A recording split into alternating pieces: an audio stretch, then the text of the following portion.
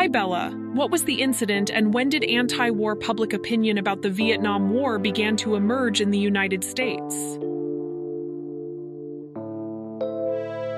Hi, Gina. In 1968, North Vietnamese troops raided the U.S. Embassy, breaking the unspoken rule of a ceasefire during the Lunar New Year and holidays. Foreign media scrambled to report the news of the North Vietnamese army raid, and the American public, who witnessed the vivid battle scenes through the evening news on TV, was left shocked. Did the U.S. win the battle between the U.S. and Vietnam at the U.S. Embassy, Tony? Yes, Bella. While the battle of the day ended with the United States emerging victorious, public opinion in the United States regarding the Vietnam War reached a turning point. Influenced by media reports, anti-war sentiment began to surge. Armistice negotiations between the United States and Vietnam commenced in 1968, and anti-war public opinion escalated in the United States, primarily due to the prolonged conflict between the United States supporting South Vietnam and North Vietnam, which resulted in significant harm to American soldiers. Then can you tell me when the Paris Peace Accord was signed, Tony? Yes, Gina.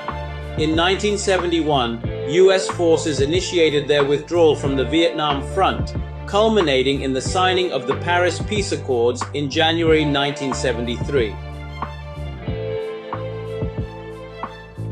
And for about a month from February 1973, several Korean military units, including the Korean Army headquarters in Vietnam, began to withdraw.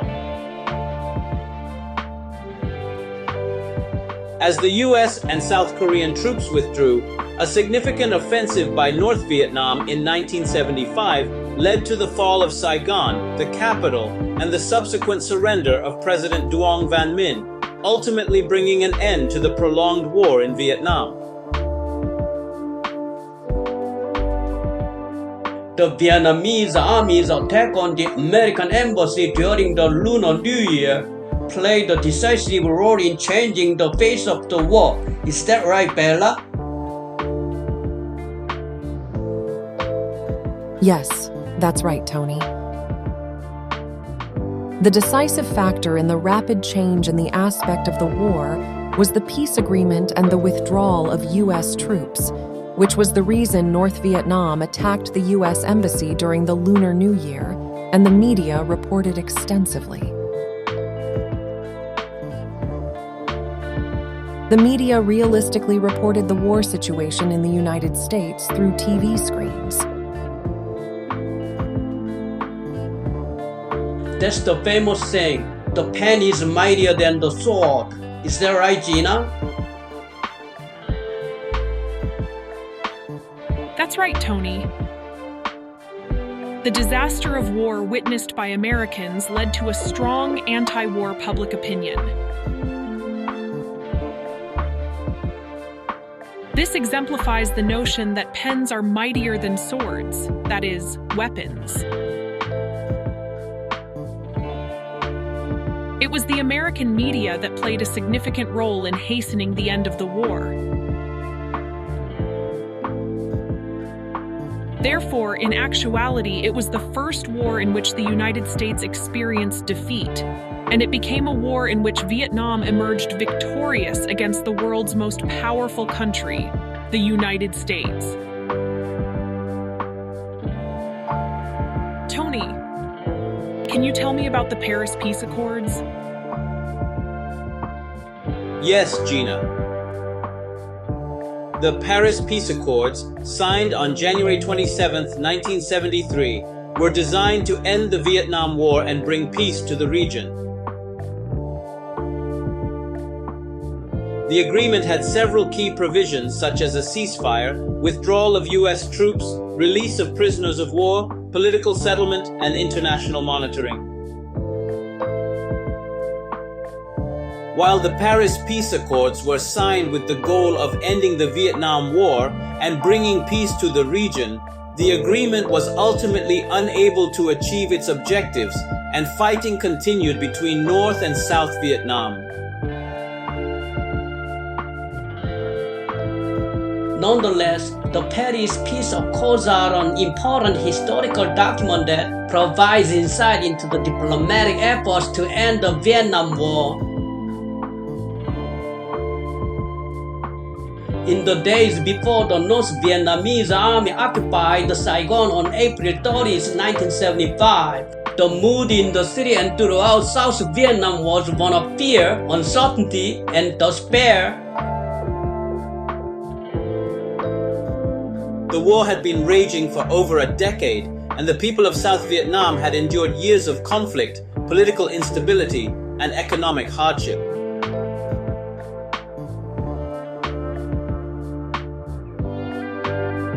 As the North Vietnamese army advanced toward Saigon, many people fled the city, hoping to escape the violence and chaos that was sure to come. The streets of the city were filled with refugees, soldiers, and civilians, all struggling to find safety and shelter.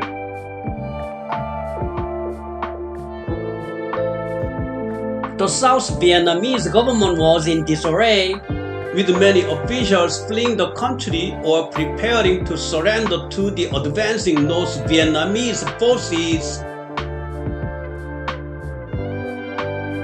The U.S. Embassy in Saigon was also in a state of chaos, with thousands of people hoping to be evacuated from the city before it fell to the North Vietnamese.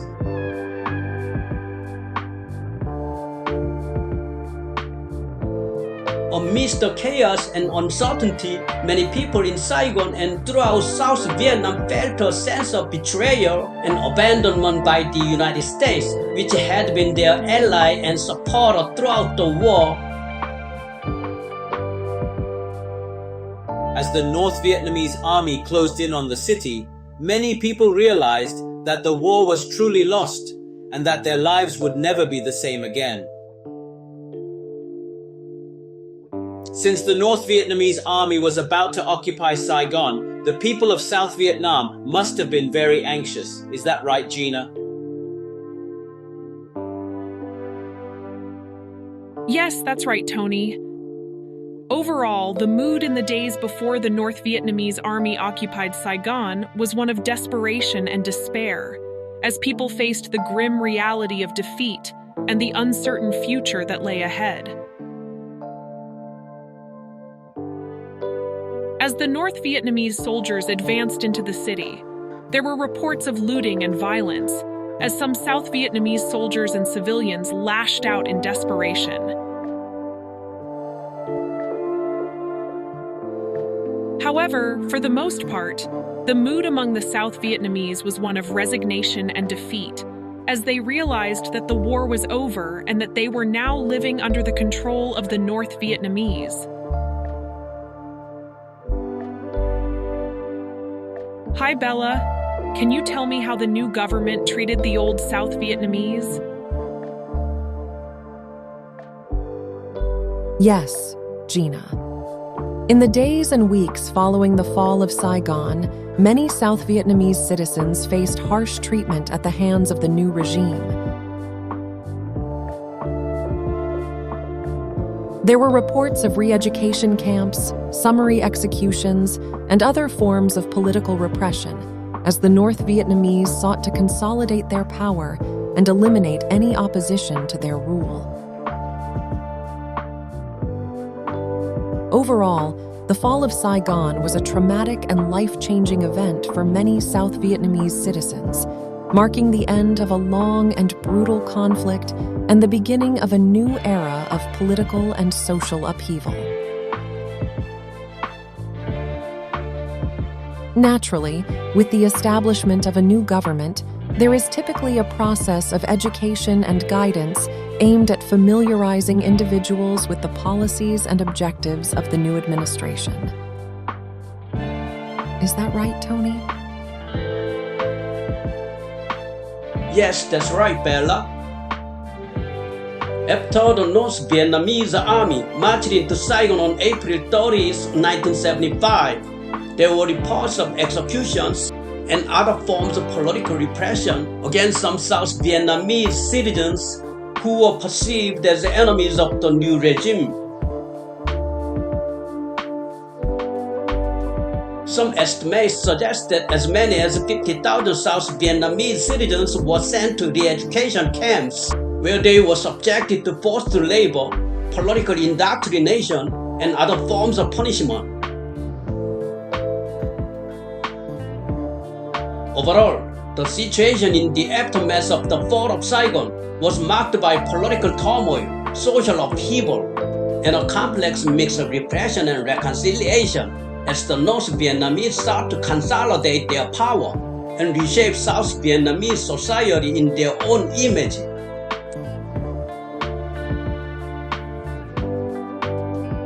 Hi Gina, have you ever heard of Vietnam being invaded by China after reunification? Did Vietnam defend well against Chinese aggression at the time? Yes, Vietnam defended very well, Tony. After achieving national reunification, Vietnam faced an invasion from China, but it successfully defended itself, showcasing the unified strength of Vietnam to neighboring countries and the world. Also, after the collapse of the communist bloc, Vietnam tried and succeeded with a reform policy called Doi Moi. Is that right, Bella? Yes, that's right, Gina. At the Sixth Party Congress of the Communist Party, Vietnam acknowledged the inherent shortcomings of the Soviet-style socialist construction strategy and embarked on revitalizing its multi-sector economic system.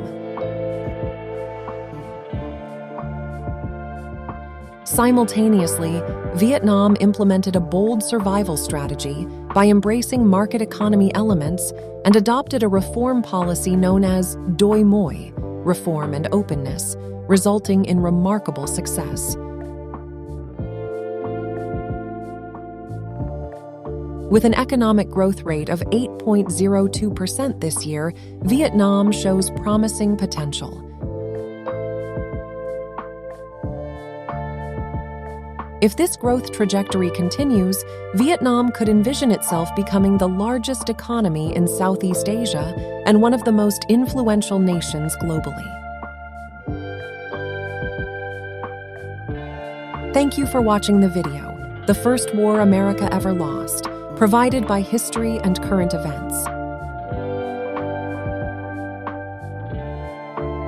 Gina, Bella, and Tony have contributed so far as narrators. Thank you.